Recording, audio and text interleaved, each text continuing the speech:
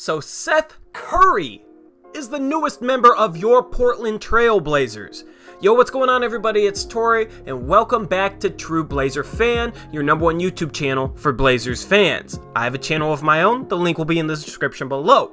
With all that being said, let's talk about the Seth Curry signing. So Seth Curry signed a 2-year deal. The second year is a player option, and it's for slightly under $3 million a year. That's a pretty low risk. Actually, I'd say in Portland's case, it's no risk at all. If you ended up paying Curry more, it would be a higher risk because he didn't play at all last season. He missed the whole season with a leg injury, so the last sample size we have of him playing games is 2016-2017 for the Dallas Mavericks. But since Curry is being paid so little money, there's no risk at all. If he doesn't play, you're barely paying him. If he plays, he's a pretty good player. And this whole video is going to be talking about those reasons why I think he is a good player. First off, Seth Curry is slightly undersized, but if you look at his combine measurements, his standing reach is an inch taller than CJ McCollum's. So Portland is probably going to roll with a 3-guard backcourt of Lillard, McCollum, and Curry. And Curry's going to be the biggest one of them all, even though he's only listed as 6'2", which is shorter than Lillard and McCollum are listed as. So a decent wingspan, decent standing reach, undersized 2-guard, but he's not as bad of a defender as people think. Advanced stats say he's slightly below average. That's pretty decent for a guy who's undersized. He's a little bit of a better defender than Lillard and McCollum, and then the offensive game is going to be the majority of this video. I just wanted to get out of the way all the deficiencies that people think he has. They're not quite as bad as you might think. So jumping into his offensive game, Seth Curry is obviously a great shooter. His brother and his dad were 2 of the greatest 3-point shooters in NBA history.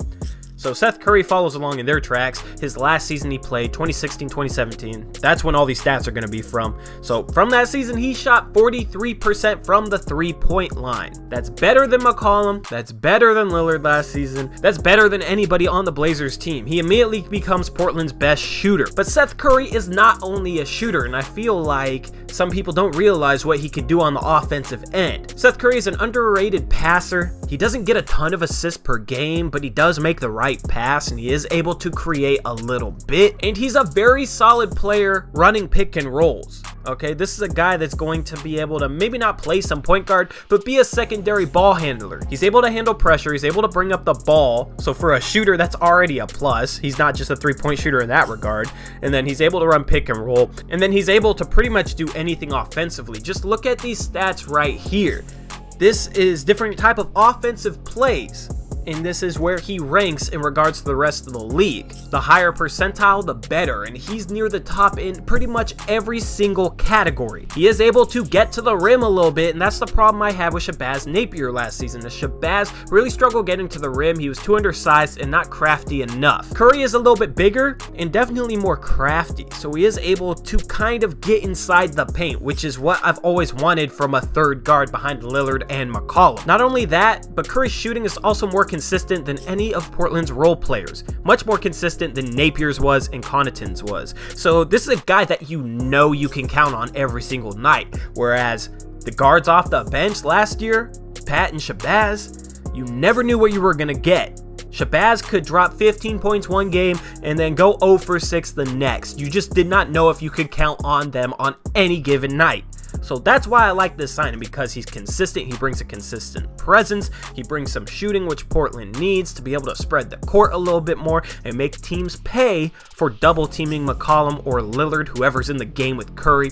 And then he's able to do a little bit with the ball. Crabbe, Turner, Shabazz, Pat Connaughton, none of those guys have the complete all-around ball skills that Curry has. So with that being said, I want to present these stats, okay? Player A and Player B. I'll give you their names after you look through these stats. Just based on the information listed here, who do you think is the better shooting guard? Me personally, I would probably say Player A. I asked a few people this question. Most people said Player A. Player A is Seth Curry in the 2016-2017 season.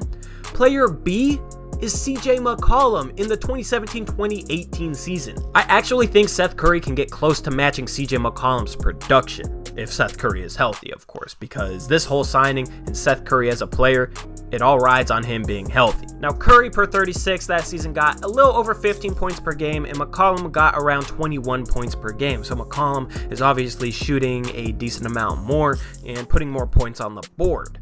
But Curry, given a few more shots and his efficiency, I don't see why he couldn't match that production. So I'm not going to sit here and say Seth Curry is as good as CJ McCollum, but I honestly don't think the difference is that big. So this signing could lead to Portland either trading CJ McCollum for some help in the front court, maybe a Kawhi Leonard, maybe a Kevin Love, something in the front court to help them out to balance their team, and Seth Curry could be that starting shooting guard. He's no more undersized than CJ McCollum was. He's a little better defender, and it could help bring more balance to the team. Of course, the problem with that is Seth Curry is on a one-year deal with a player option, so it's going to be hard to re-sign Seth Curry if he has a good season, because he's definitely going to opt out and make more than around $3 million per year.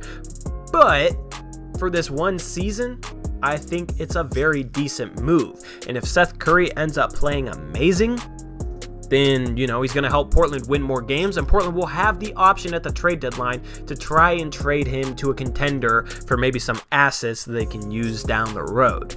I don't know. I wish Curry was signed to a little longer extension so Portland would be able to have him for more than 1 year if he ended up playing great.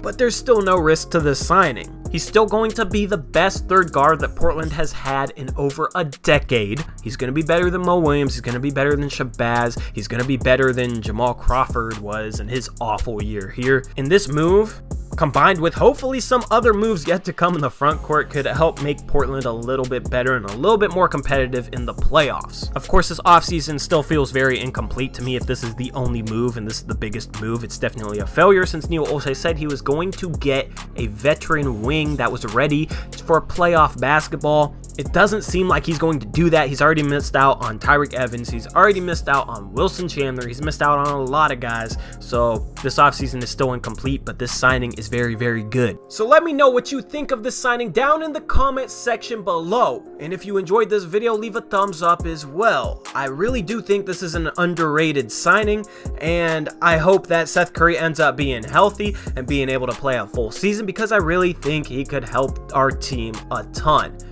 With all that being said, that's all I got for now. I will keep you guys in tune with free agency coverage. Hopefully we're not done making moves, but with Neil Olshey, you never know.